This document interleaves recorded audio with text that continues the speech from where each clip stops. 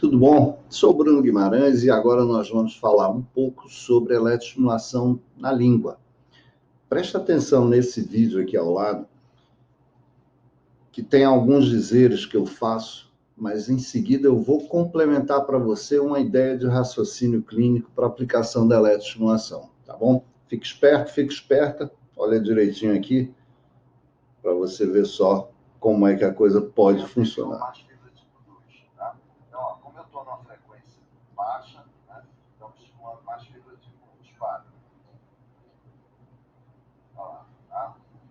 A contração, certo? Não é ela que está fazendo, é o aparelho que está produzindo. Só que eu posso também fazer o quê? Vê só. Eu posso estimular mais posterior, posso estimular um pouco mais anterior, sem pegar na ponta, porque na ponta da língua dói, incomoda, não é agradável, principalmente quando o estímulo é de contração, como esse que nós fizemos. Outra coisa que nós podemos fazer também, a língua ela é composta por muita fibra tipo 2, tipo 2A, né? Principalmente nessa região de meio para frente, né? De meio para trás você tem um conteúdo maior de fibra lenta, né? Por que a gente está fazendo exatamente na parte do meio, né? Na parte mais centralizada? Justamente para dar melhor apoio, desenvolver melhor resistência para a ponta da língua, para fonemas mais rápidos, para vibração de ponta, para elevação de ponta. Não que nós não tenhamos que trabalhar a configuração lateral da ponta da língua. É importante trabalhar isso. Mas quando a gente trabalha, quem dá a base, o alicerce para que essa ponta possa movimentar, o resultado ele é muito melhor. E aí uma dica para você também.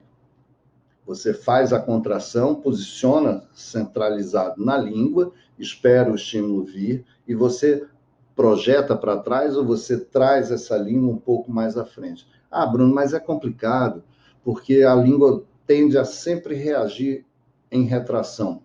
Exato, você não está errado. Só que se você colocar um pouco menos de intensidade, naturalmente, quando vier o estímulo, a língua tenderá a ir para trás. Só que quando tem pouca intensidade, você não tem uma contração tão rígida, tão tensa. E aí você pode, com um pouco de pressão, trazer essa língua um pouco mais para frente e pedir, ou então, para o paciente fazer a contração junto com o aparelho. Porque não esquece, lembra que você acabou de ver aqui no vídeo. A língua, ela diminui lateromedial e recua, né? Então, você pode, fazer um pouquinho mais de pressão, tá? Quando houver essa contração, você traz essa língua para frente, usando as próprias canetas. As canetas Form são boas por causa disso, né?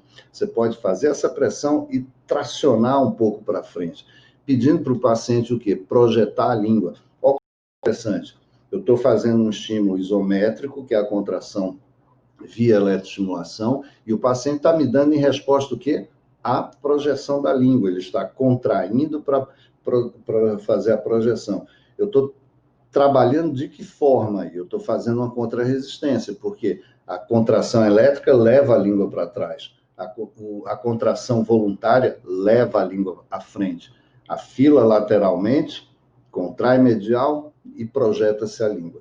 Em seguida, né, você pede para o paciente alguns exercícios para soltar mais essa musculatura, soltar no sentido de dar mais mobilidade, né? Não é que ela vai ficar relaxada de novo, não, é dar mais mobilidade.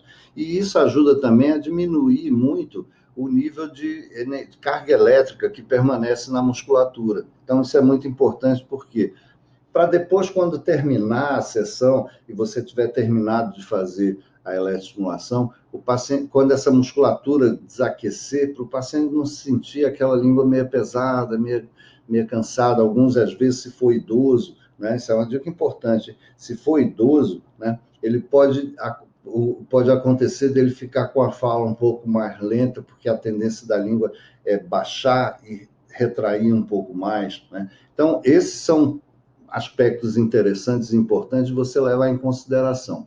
Uma outra coisa que eu posso fazer também, aí é uma outra dica para você, que é importante também, é se eu for trabalhar em pacientes que estão com problema de disfagia ou problema de de mobilidade para a injeção do bolo, né? Então, na hora, você observou que quando a contração acontece, a língua, ela contrai lateromedial, dá uma recuada, eu posso, o quê?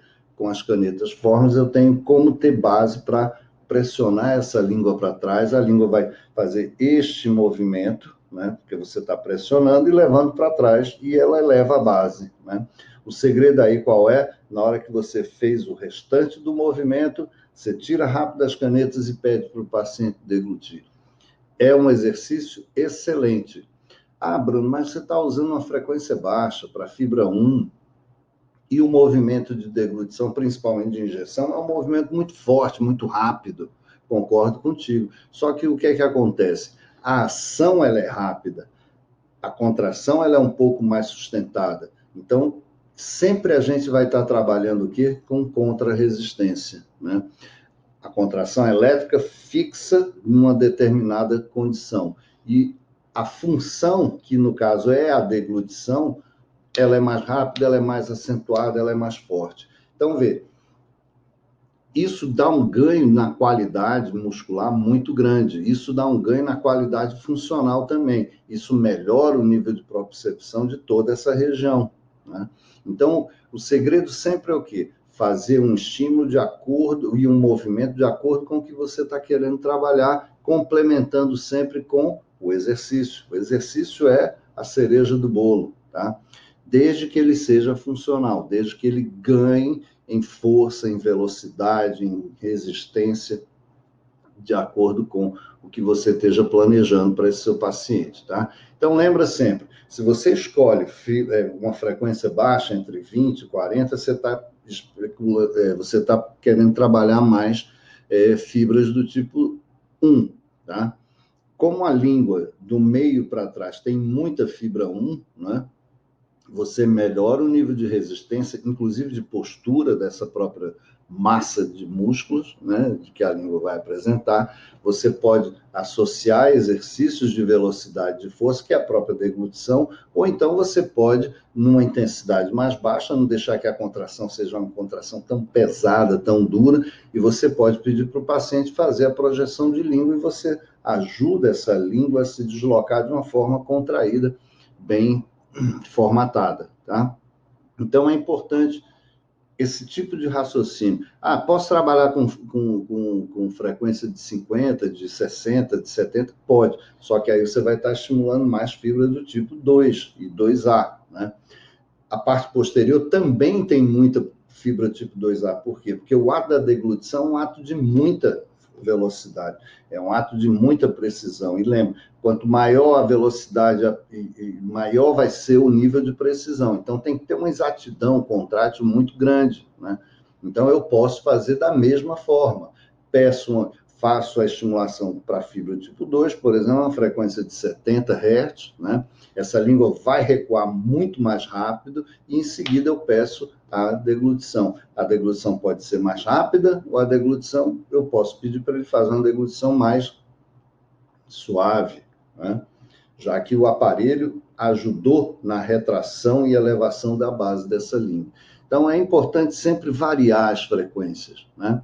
Estimular determinados pontos onde a gente sabe que tem uma prevalência maior daquele tipo de fibra que você está querendo estimular, e caso não seja, né, essa área condizente com a frequência, você trabalha com o exercício, né? O exercício será o contra-resistente, ou será o a favor da condição funcional para esse paciente, tá? Então, não esquece, né? Estimular a língua requer conhecer os departamentos dessa língua, as partes dessa língua, como ela está composta em termos de musculatura, de tipo de musculatura, e sempre está associando alguma situação de funcionalidade para você matar dois coelhos numa paulada só e, consequentemente, conseguir eficiência muscular e eficiência funcional, ok?